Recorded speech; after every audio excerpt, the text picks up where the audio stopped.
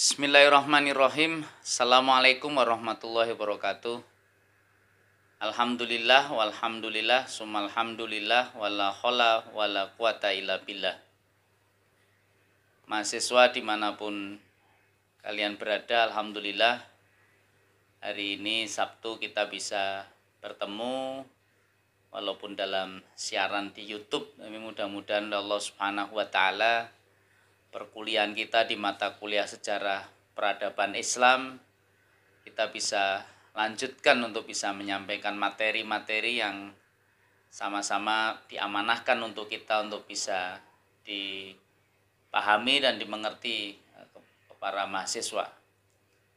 Ada sesuatu yang sangat penting dalam sejarah peradaban Islam, jadi kita akan mengkaji tentang bagaimana sesungguhnya masa Arab sebelum datangnya baginda Rasulullah Muhammad SAW atau sebelum baginda Rasulullah SAW mendapatkan wahyu dan menyampaikan ajaran. Ada yang sesungguhnya menjadi bagian dari budaya masyarakat Arab, itu adalah budaya hidup berpindah-pindah atau yang sering disebut dengan nomaden. Di bangsa Arab ini makanya suku aslinya itu dikenal dengan Badui. Itu maksudnya sesungguhnya maknanya adalah padang rumput, karena masyarakat Arab itu kehidupannya sangat tergantung dengan di mana tanaman ada, di mana rumput ada, maka mereka bawa seluruh kekayaan dari harta peternakannya, jadi ternak kudanya, ternak kambingnya, untanya dan seterusnya, itu menuju tanah-tanah yang subur dan baik. Itulah maka mereka hidupnya berpindah-pindah, berkemah-kemah dan seterusnya. Dan yang juga sangat menarik, masyarakat Arab di zaman pra-Islam atau sebelum Rasulullah SAW hadir, itu mereka hidup juga dengan berkemah-kemah dan bersuku-suku. Jadi inilah kekuatan dan sekaligus kelebihan dan kekurangan masyarakat Arab. Artinya di saat itu jadi mereka ini menjadi bangsa yang bersuku-suku. Jadi aturan-aturan terkuat itu ya aturan yang sesungguhnya hadir di suku-suku mereka. Jadi kepala suku itu punya aturan yang bisa berbeda dengan suku-suku yang lain. Ini makanya negeri atau tanah Arab yang saat itu berada dalam lingkup dua negeri superpower yang sangat besar, Imperium Romawi dan Persia, itu ternyata bangsa Arab termasuk bangsa yang tidak pernah dijajah, jadi atau negeri asing yang masuk dan menguasai bangsa ini. Kenapa? Karena memang beda dengan negeri-negeri atau kerajaan-kerajaan lain. Begitu masuk itu simbol kepala pimpinan pemerintah atau raja itu ketika bisa ditaklukkan, maka semua wilayah itu bisa takluk. Tapi tidak dengan masyarakat Arab. Jadi masyarakat Arab itu kalau menguasai satu suku, belum tentu suku-suku lain itu juga mengikuti. Jadi tidak ada suku yang dominan di sana. Ini menjadi masalah yang sesungguhnya juga menjadi sesuatu yang sangat serius untuk bisa kita kaji tentang bagaimana masyarakat yang berpecah belah dan mereka senantiasa juga saling berperang. Jadi energinya habis untuk aktivitas peperangan. Ini maka budayaan orang Arab di masa itu ya tidak sedemikian berkembang pesat seperti di kerajaan-kerajaan atau di masyarakat yang lain. Ya karena habis waktunya untuk bisa berperang. Tetapi juga ada akhlak-akhlak atau perilaku peradaban yang baik juga di masyarakat jahiliyah. Di orang Arab itu terkenal jujur, walaupun itu kepada musuh mereka. Mereka juga kalau punya pendirian ya juga sangat kuat. Jadi komitmennya juga sangat kuat atas apa yang dia ucapkan. Dan kemudian juga konsekuensinya, bahkan kalau mereka ada satu suku yang apabila saya malu, saya merasa terhina apabila punya anak perempuan, maka anak perempuan itu sampai harus dikubur hidup-hidup, itu mereka lakukan. Tapi maka kadang-kadang sayang diantara kebiasaan baik yang juga mereka ini sangat menghormati tamu. Jadi apabila ada tamu-tamu datang itu betul-betul duyufur rahman, dan ini dilakukan betul. Jadi kebersamaan dalam kekeluargaan, budayanya juga sangat erat dan sangat kuat. Makanya di masyarakat Arab itu aktivitas bekerja dan pekerjaan mereka dimulai di hari pertama, di hari Ahad, Senin, Selasa, Rabu, Khamis, yang kelima. Mereka hanya bekerja di 5 hari. Kemudian di hari yang keenam itu disebut Jum'ah. Jadi sebelum Rasulullah SAW hadir, Jum'ah itu juga aktivitas di pasar Ukas itu. Penduduk masyarakat di Makkah mereka berkumpul. Untuk apa mereka berkumpul? Ya, disitulah mereka membayar para penyair untuk bisa merubah atau istilahnya memberikan pengaruh dengan menceritakan kehebatan tokoh satu dengan tokoh-tokoh yang lain. Itu diabadikan alhaakumut takasur. Jadi mereka saling berbangga itu dengan kepemilikan yang mereka miliki, berupa untanya yang bertambah, ternaknya yang berkembang, atau istrinya yang bertambah, dan kuasaannya yang sesungguhnya mereka saling bangga membanggakan dalam urusan dunia.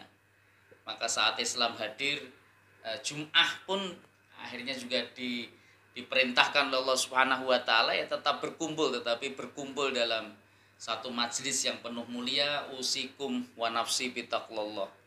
Ittaqillai haitsuma kunta, itulah wasiat Rasulullah, wasiat setiap khatib dalam proses persatuan Islam, di mana para laki-laki diwajibkan merapat di masjid-masjidnya.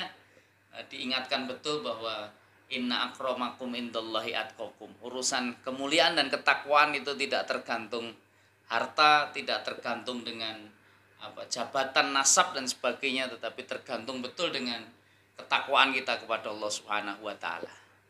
Inilah mahasiswa yang dimuliakan Allah Subhanahu wa taala, dan para siapapun pemirsa yang menyaksikan tayangan kuliah ini, maka memang kita bisa mengkaji betul tentang budaya Arab yang sebelum Islam datang ini. Memang banyak literasi, banyak referensi yang bisa sama-sama kita cari untuk kemudian bisa kita kaji dan kita renungkan. Karena memang Allah Subhanahu wa taala menurunkan Nabi Muhammad Rasulullah Shallallahu alaihi wasallam itu betul-betul dalam bentuk kemuliaan yang sangat kuat dalam karakter dan keteladanan akhlak.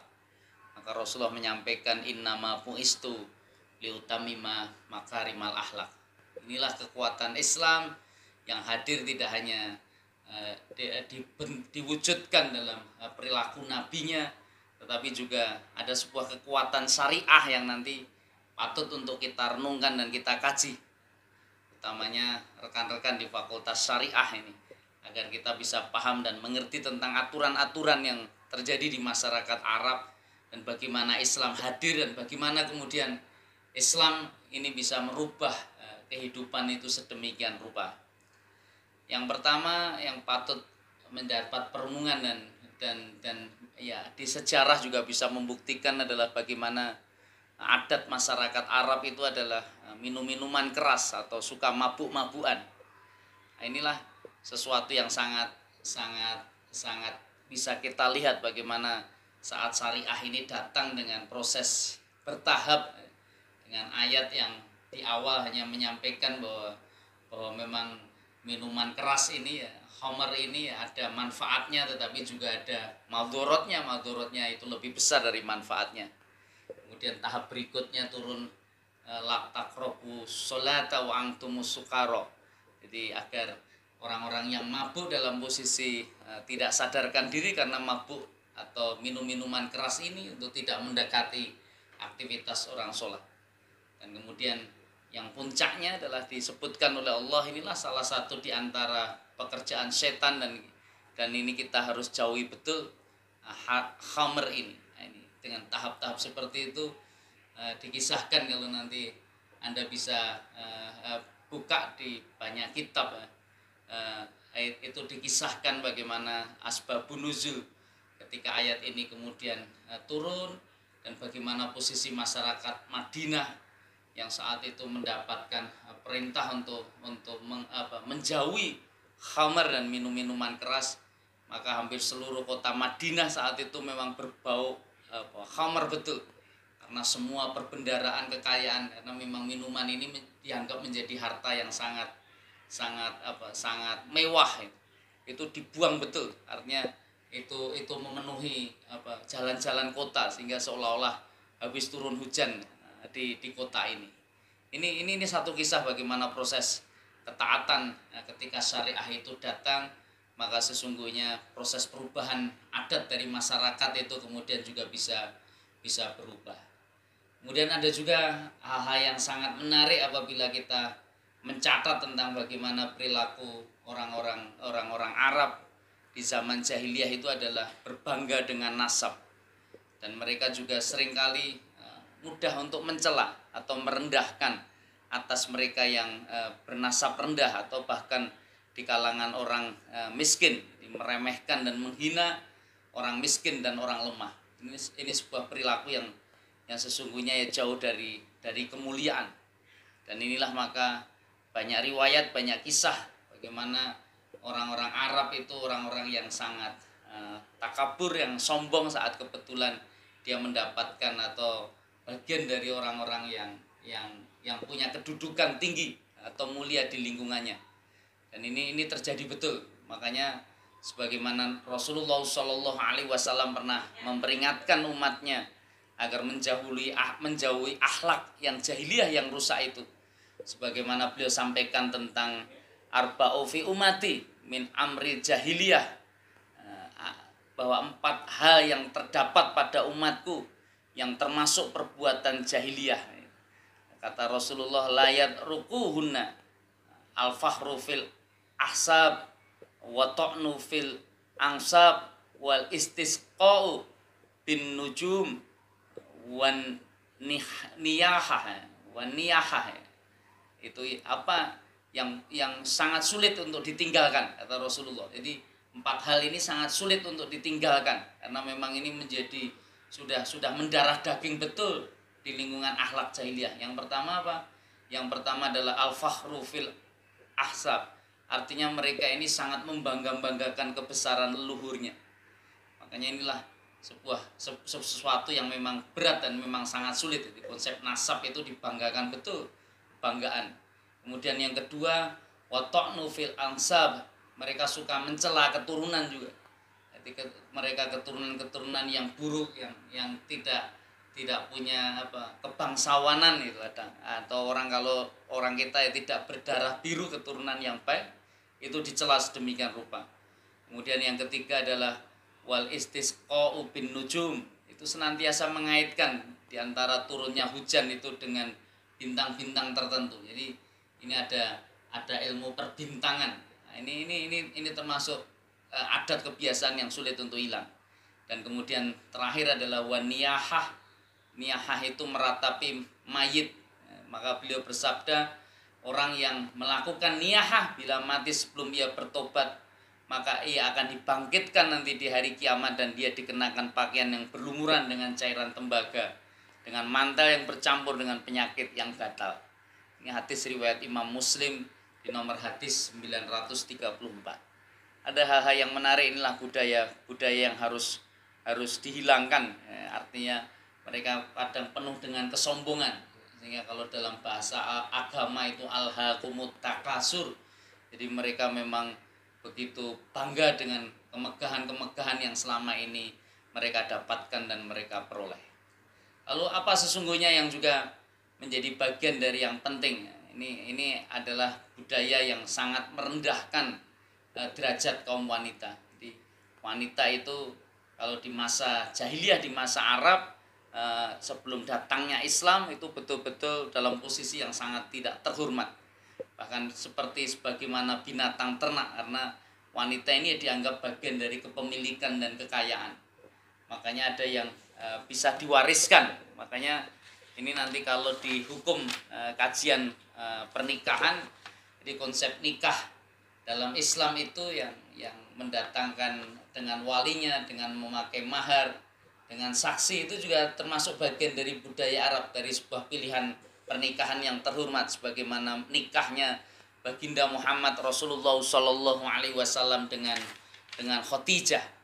Jadi orang Arab ini ternyata mengenal beberapa macam perkawinan yang saya mohon maaf ini kadang-kadang karena orang Arab ini mereka hanya melihat sesuatu itu dari sisi fisik dan materi. Jadi konsep keturunan ya mereka sangat memuja dan memuji mereka yang punya nasab besar, nasab bagus, maka mereka mengenal pernikahan yang disebut dengan istibda. Artinya ini sudah nikah antara suami dan istri, tapi karena suaminya menghendaki punya keturunan yang lebih terpandang, lebih hebat, lebih cakap, maka dia meminta kepada istrinya ini untuk bisa berjima dengan pria yang dianggap itu mereka nanti bisa menurunkan ya, dengan keturunan yang mulia. Jadi inilah sebuah perilaku yang jauh dari nilai-nilai kemuliaan. Jadi proses pernikahan yang hanya kepengen mendapatkan keturunan. Jadi hampir persis seperti orang mengawinkan binatang-binatang untuk mencari bibit-bibit unggul itu. Maka inilah pernikahan yang menjadi masalah. Kemudian juga dikenal juga ada pernikahan ya model mut'ah, jadi model hanya kontrak saja selama berapa bulan dan seterusnya. Kemudian kalau efeknya kemudian nanti punya nasab, punya anak ya itu kemudian menjadi tanggung jawab si perempuan. Jadi betul-betul posisi perempuan ini menjadi korban betul. Makanya saat Islam hadir dan kita bisa paham betul bagaimana Rasulullah Shallallahu Alaihi Wasallam tiba di kota Makkah ini, yang saat masyarakatnya dalam posisi yang sangat hina dari sisi aktivitas perilaku budaya dan memperlakukan para wanita ini, maka kemudian Allah mendudukkan wanita ini dalam posisi yang setara dengan kaum laki-laki. Bahkan ada satu surah An-Nisa, nanti kawan-kawan saya mohonkan menjadi tugas yang nanti bisa dikirim di Google Classroom adalah coba nanti Anda bahas itu di awal-awal surah An-Nisa itu bagaimana Anda bisa membaca ayat-ayat Allah dan bisa menceritakan tentang bagaimana Islam ini, hukum-hukum Islam ini dari sisi kehadiran Rasulullah itu bisa merubah hukum-hukum jahiliyah. Nah, ini bagaimana hukum jahiliyahnya yang mana dan bagaimana hukum Islam itu yang hadir. Nanti ini tugas dalam 1 pekan Anda coba untuk mengupas tuntas tentang hukum-hukum dalam Quran surat An-Nisa. Dan ini menarik karena ini bagian dari upaya kehadiran Islam untuk bisa bicara tentang meluruskan sesuatu yang sudah menjadi budaya dan adat di masyarakat jahiliyah. Dan ini sekali lagi tugas ini 1 pekan dan sekaligus nanti kami mohonkan agar nanti bisa didiskusikan. Kalau ada pertanyaan, ada hal-hal yang ingin disampaikan nanti bisa masuk di grup WhatsApp masing-masing. Dan ini nanti kita mohonkan untuk bisa jalan, bisa hidup, dan nanti kita tidak sekedar Anda menyaksikan tayangan ini, tetapi nanti mudah-mudahan di grup-grup kelas nanti bisa didiskusikan tentang problem dan masalah yang nanti akan kita kerjakan. Waktunya kapan? Ya monggo silahkan, selama Anda masih pegang handphone kapan saja ya bisa diskusi itu di antara kita, dan nanti kalau saya online ya nanti kita ingin ikut bicara. Tapi paling tidak di situ di grup diskusi di grup kita di kelas kita ini ya tetap berjalan, tidak mesti harus ngikuti jam perkuliahan. Ini yang ingin saya sampaikan. Dan Anda kalau ingin absen ya di channel YouTube ini ya cantumkan nama dan NIM Anda. Mudah-mudahan menjadi bagian penting, dan jangan lupa like and subscribe tentunya. Mudah-mudahan ada manfaatnya. Terima kasih. Billahi taufik wal hidayah. Wassalamualaikum warahmatullahi wabarakatuh.